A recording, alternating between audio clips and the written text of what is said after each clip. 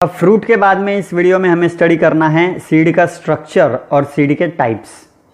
तो जैसे कि पिछले वीडियो में हमने आपको बताया कि ओव्यूल ही फर्टिलाइजेशन के बाद में सीड बनाता है। So seed is a post fertilized ovule और it is a metamorphosed ovule. अब क्योंकि हमें पता है कि ओव्यूल ही सीड में तब्दील हो रहा है, तो सीड का स्ट्रक्चर स्टडी करने से पहले हम लोग ओव्यूल का स्ट्रक्चर स्टडी कर लेंगे। जब आप chapter sexual reproduction in angiosperms पढ़ोगे तो उसके अंदर आपको पता चलेगा कि एंजियोस्पर्म्स के अंदर अलग अलग टाइप के ओव्यूल्स पाए जाते हैं, लेकिन सबसे कॉमन टाइप का जो ओव्यूल है दैट इज इन्वर्टेड ओव्यूल, जिसे ही एनाट्रोपस ओव्यूल कहा जाता है। कुछ इस तरह से दिखता है वो जब आप स्टडी करोगे तो ये जो सेंट्रल पोर्शन है which forms the main body of the ovule, it is called as nucellus. और इस न्यूसेलस के ही सेल्स आगे डिवाइड होकर बनाते हैं फीमेल गमेटोफाइट। फर्टिलाइजेशन के बाद में आमतौर पर ये जो न्यूसेलस है ये डीजेनरेट कर जाता है, लेकिन कभी कभी ये बच भी जाता है।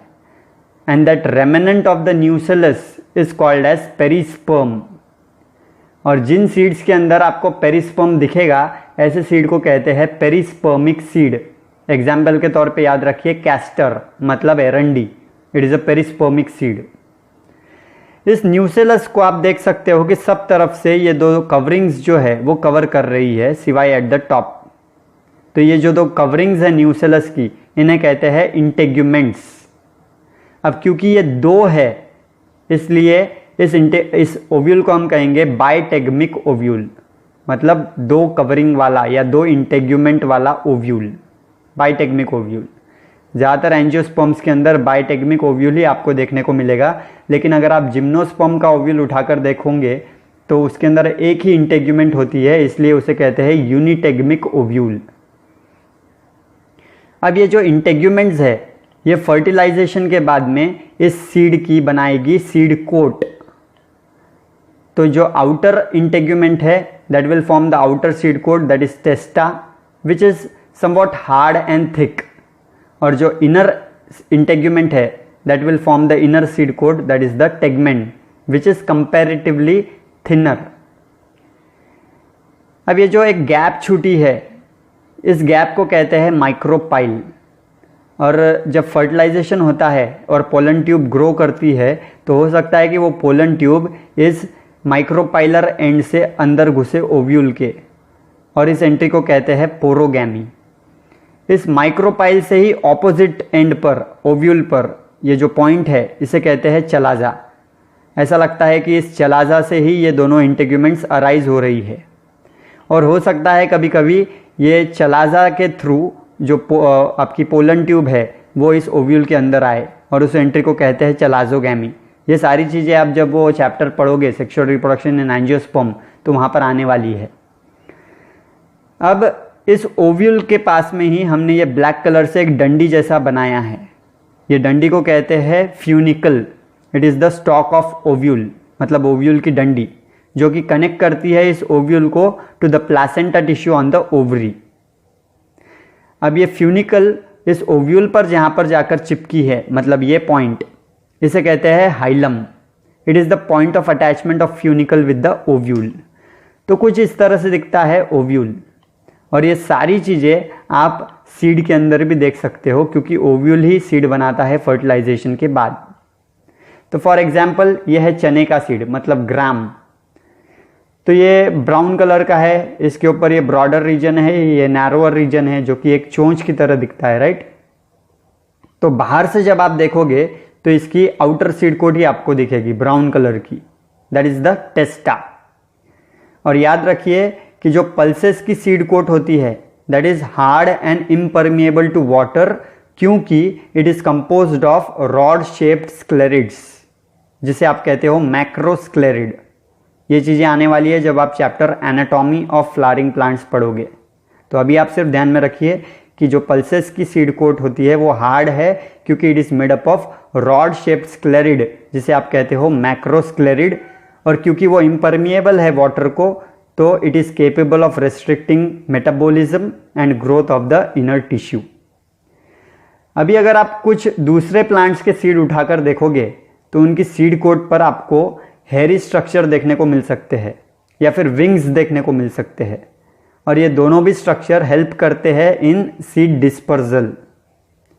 अब हेयरी स्ट्रक्चर अगर मैंने कहा तो आपके दिमाग में क्लिक होने चाहिए पैपस, जो कि मॉडिफाइड कैलिक्स है, जो कि हमने एस्ट्रेसी फैमिली के अंदर देखे थे, राइट। कुछ प्लांट्स के जो सीड्स है उनकी सीड कोट पर आपको आउटग्रोथ भी देखने को मिल सकती है, और वो आउटग्रोथ एक एरिल भी हो सकती है। अब एरिल बोलने के बाद में आपको क्लिक होना चाहिए जब हमने इंडिहाइसेंट फ्रूट के अंदर नट पढ़ा था, और उसके अंदर हमने कहा था लीची के अंदर edible part is aril, so that aril is nothing but the outgrowth of the seed coat. उसी तरह अगर आप नटमेग मतलब जायफल देखोगे तो उसके अंदर भी एरिल होता है, and that is used as a source of spice. कुछ दूसरे अगर प्लांट्स के सीड उठाकर देखोगे आप, जैसे एरंडी मतलब कैस्टर, उसके सीड पर भी आपको सीड कोट की आउटग्रोथ देखने को मिलेगी। माइक्रोपाइलर एंड पर वाइट कलर की आउटग्रोथ है, and that is called as caruncle. So caruncle is nothing but the outgrowth of the integuments और the outgrowth of the seed coat. तो हम फिर से चने के ऊपर आते हैं। इस ग्राम की जो आउटर सीड कोट है वो है टेस्टा, ब्राउन कलर की। इस नैरोअर एंड पर यहाँ पर आपको एक बारीक माइन्यूट पोर दिखेगा, छेद दिखेगा गौर से देखने के बाद, दैट रिप्रेजेंट्स द माइक्रोपाइल। और जब आप सीड जर्मिनेशन के लिए डालोगे तो उस माइन्यूट पोर से ही पानी अंदर जाएगा इस सीड के। उस माइन्यूट पोर से थोड़ा सा ऊपर जब आप जाओगे तो ये ऐसा गोल स्ट्रक्चर जो हमने निकाला है, दैट रिप्रेजेंट्स द हाइलम। तो यहां पर हम कहेंगे कि it is the point of attachment of the seed stack, right, क्योंकि अब ये सीड है। यहां पर हम नहीं कह सकते कि फ्यूनिकल का पॉइंट ऑफ अटैचमेंट है, क्योंकि फ्यूनिकल ओव्यूल में थी, यहां पर सीड बन गया है, तो हम कह सकते हैं कि सीड स्टैक का पॉइंट ऑफ अटैचमेंट है वो हाइलम, गोल। उसके थोड़ा ऊपर जाओगे तो ऐसा एक ट्राइंगुलर स्कैर मार्क दिखेगा। ये जो ट्राइंगुलर स्कैर मार्क है दैट रिप्रेजेंट्स द चलाजा, और इस चलाजा और हाइलम के बीच में आपको ये जो डॉटेड लाइन हम दिखा रहे हैं, ridge like structure, that is called as raphe. तो कुछ इस तरह से ये सारी चीजें आपको सीड पर भी देखने को मिल रही है। जब आप सीड को अंदर से स्टडी करोगे, इंटरनल स्ट्रक्चर जब आप देखोगे, तो आप पाओगे कि इस सीड के दो पार्ट्स है, ये सीड कोट्स, ये जो दो सीड कोट है, और सीड कोट के अंदर का जितना भी हिस्सा है उसे कहते हैं कर्नल। तो इस कर्नल के अंदर आपको दो चीजें देखने को मिलती है, एम्ब्रियो एंड एंडोस्पर्म। अब एंडोस्पर्म जरूरी नहीं है कि हर सीड में प्रेजेंट होगा, लेकिन एम्ब्रियो तो प्रेजेंट होगा ही। तो एक सीड के अंदर आपको सीड कोट, एम्ब्रियो और एंडोस्पर्म देखने को मिलता है। सीड कोट के अंदर की सभी चीजों को आप कहते हो कर्नल। ज्यादातर हर सीड के अंदर आपको एक ही एम्ब्रियो देखने को मिलता है, लेकिन कुछ प्लांट्स है जैसे कि सिट्रस, नींबू वर्गीय पौधे, या फिर जामुन, या फिर ओप्यून्शिया, या फिर पोआ एल्पिना, इनके अंदर एक से ज्यादा एम्ब्रियो देखने को मिलता है एक सीड के अंदर। And presence of more than one embryo in a seed is called as polyembryony. तो अब हम सीड को इंटरनली स्टडी करते हैं। सीड कोट के बाद में हम अंदर आएंगे तो हमें एम्ब्रियो तो दिखने ही वाला है, एंडोस्पर्म हो या ना हो। तो ये एम्ब्रियो के ऊपर आपको दो पार्ट्स है, एक है एम्ब्रियोनल स्टैक या फिर एम्ब्रियोनल एक्सिस, जिसे कहते हैं टाइजेलम। ये जो लंबा एक डंडे जैसा हमने बनाया है, that is the embryonal axis, जिसे कहते हैं टाइजेलम। और कॉटिलेडन्स, अब ये कॉटिलेडन्स एक हो सकते हैं या फिर दो भी हो सकते हैं।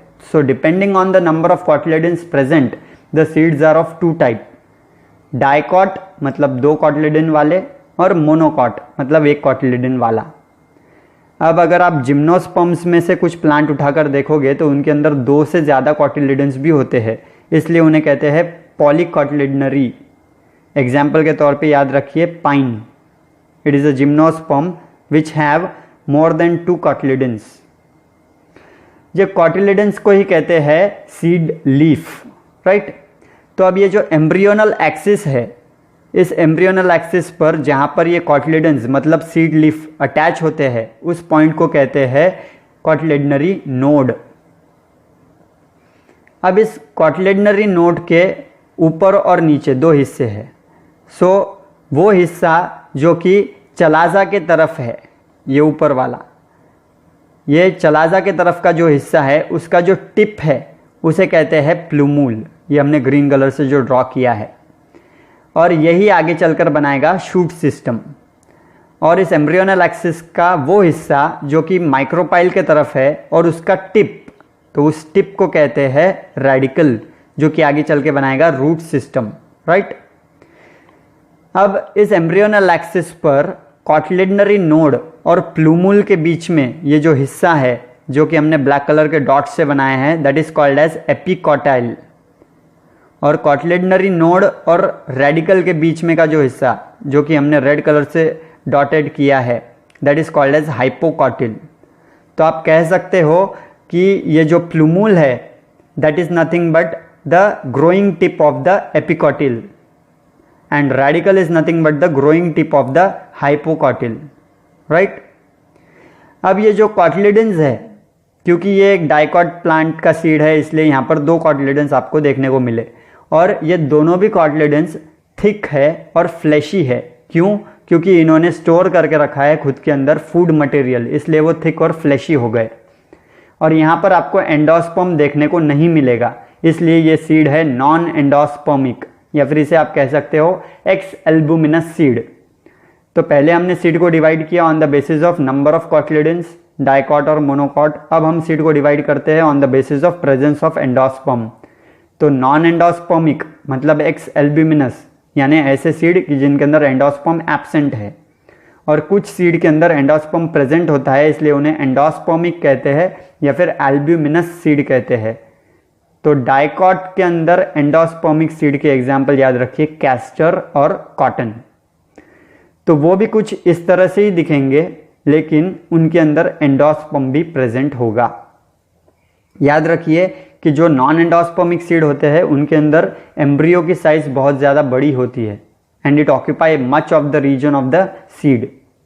और जो नॉन एंडोस्पर्मिक सीड होते हैं उनके अंदर के कॉटलिडन्स थिक और फ्लैशी होते हैं, राइट। तो this is about dicot seed. अब हमें मोनोकॉट सीड का स्ट्रक्चर स्टडी करना है, तो हम मेज का सीड स्टडी करने वाले हैं। तो कुछ इस तरह से दिखता है वो बाहरी रूप से, राइट। ये यहाँ पर ये जो डेल्टॉइड एरिया है, ट्रायंगुलर एरिया, यहीं पर होता है इस सीड का एम्ब्रियो, और ये है point of attachment to the cob, यहाँ से वो कॉब को जुड़ा होता है।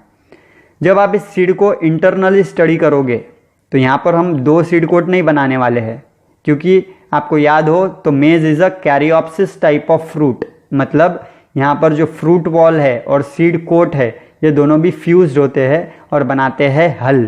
तो इसलिए ये जो ब्लू कलर से हमने ड्रॉ किया है दैट इज द हल, मतलब fusion of fruit coat, fruit wall and seed coat, ठीक है। अब इसके अंदर जब आप देखोगे तो यहाँ पर एक ब्लैक कलर से हमने एक लेयर ड्रॉ की है, that is the aleurone layer. It is proteinaceous layer. ये यहाँ पर जो एंडोस्पर्म प्रेजेंट है, यहाँ पर पूरा एंडोस्पर्म है, उसको पूरी तरह से कवर करके रखती है एलियोरॉन लेयर।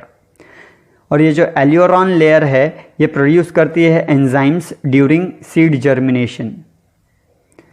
ये जो एंडोस्पर्म है ये यहाँ पर स्टार्ची है, राइट, क्योंकि इस मेज के अंदर आपको स्टार्च ज़्यादा मिलता है and the composition of endosperm is starch. उसी तरह अगर आपको कैस्टर के अंदर कोई पूछे कि एंडोस्पर्म कैसा हो तो आप कहेंगे कि फैट से बना है, फैटी है, वो ऑयली रहेगा इसका एंडोस्पर्म। तो यहाँ पर मेज का जो एंडोस्पर्म है that is starchy and it occupies about 2/3 area of the seed. देखिए 2/3 पोर्शन कवर किया है एंडोस्पर्म ने। अब ये जो नीचे का 1/3 एरिया है यहाँ पर आपको मिलेगा एम्ब्रियो। तो ये है एम्ब्रियोनल एक्सिस।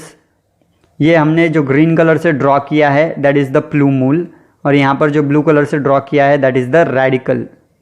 इस प्लूमूल के ऊपर एक ब्लैक कलर से हमने एक प्रोटेक्टिव लेयर ड्रॉ की है that protective layer is called as coleoptile.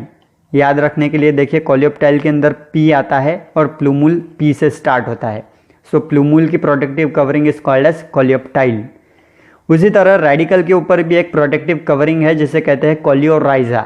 इसे भी याद रखने के लिए कोलियोराइजा के अंदर है आर और रेडिकल का शुरुआत है आर से ही, राइट।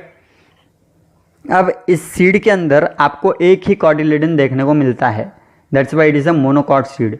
और इसका जो कॉटिलेडन है यह थिन है और पेपरी है, क्योंकि इसके अंदर एंडोस्पर्म बाहर प्रेजेंट है, इसने खुद के अंदर स्टोर नहीं करके रखा है। और इस thin papery and shield shaped cotyledon is called as scutellum. So maize के अंदर का जो कॉटिलेडन है that is shield shaped and it is called as scutellum. इस स्कूटेलम की बाउंड्रीज पर एंडोस्पर्म की तरफ एक लेयर है, ये रेड कलर से हमने जो बनाई है, that is called as epithelial layer. ये जो एपिथेलियल लेयर है that is absorptive as well as secretory, दोनों भी फंक्शन है इसके। It secretes hormone into the endosperm for synthesis of enzymes which are required for the digestion of starch. तो अब starch का डिग्रेडेशन होकर बनेगा ग्लूकोज, और ये ग्लूकोज जो बना है that will be again absorbed by the epithelial layer and it will be passed on to the growing embryo. तो ये जो फूड मटेरियल है that is passed to the growing embryo via epithelial layer. So maize is an example of a monocotyledonous endospermic seed. तो कुछ monocots ऐसे भी है कि जिनके सीड के अंदर आपको एंडोस्पर्म नहीं मिलेगा, सो दे आर नॉन एंडोस्पर्मिक या फिर एक्स एल्ब्यूमिनस। तो ऐसे मोनोकॉट्स का एग्जाम्पल है ऑर्किड या फिर एरम। ये दो एग्जाम्पल आप याद रखिएगा। तो कुछ इस तरह से है आपका मोनोकॉट सीड। तो इसके अंदर ध्यान रखने वाली बातें हैं, एलिफ्रॉन लेयर जो कि प्रोटीनेशियस लेयर है, फिर एपिथेलियल लेयर जिसके थ्रू ही फूड मटेरियल जाता है टू द एम्ब्रियो। यहाँ पर प्लूमूल के ऊपर एक कवरिंग है प्रोटेक्टिव जिसे कहते हैं कोलियोप्टाइल। रेडिकल के ऊपर की प्रोटेक्टिव कवरिंग को हमने कहा कोलियोराइजा। और यहाँ पर है शील्ड शेप्ड कॉटिलेडन जिसे कहते हैं स्कूटेलम, जो कि अबाउट 1/3 एरिया कवर करता है सीड की। अब सीड से रिलेटेड कुछ दूसरे भी टॉपिक्स है जैसे कि सीड जर्मिनेशन, सीड डॉर्मेंसी, इन सभी के ऊपर हमने अलग से वीडियो बनाया है और उस वीडियो का लिंक हमने नीचे डिस्क्रिप्शन में शेयर किया है। तो आपको अगर सीड का डॉर्मेंसी या फिर सीड का जर्मिनेशन स्टडी करना है तो आप वो वीडियो ज़रूर देखिए।